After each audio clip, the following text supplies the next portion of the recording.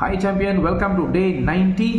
So day 90 usually every 10th day வந்து நம்ம செய்ய வேண்டிய ஒரு விஷயம். இது நீங்க 2025ல கூட நீங்க கடைபிடிக்கலாம். Every 10th day ஒரு செல்ஃப் ரிவார்ட்ல போங்க, go and celebrate. இந்த செலிப்ரேஷன் இன்னும் கொஞ்சம் அதிகமாக இருக்கணும். ஏன் கேட்டீங்கன்னா 90 days உங்களுடைய 100 days ப்ராஜெக்ட்ல கவனம் வச்சு உங்க ஹேபிட் ட்ராக்கெல்லாம் நீங்க ஃபீல் பண்ணிருக்கீங்க.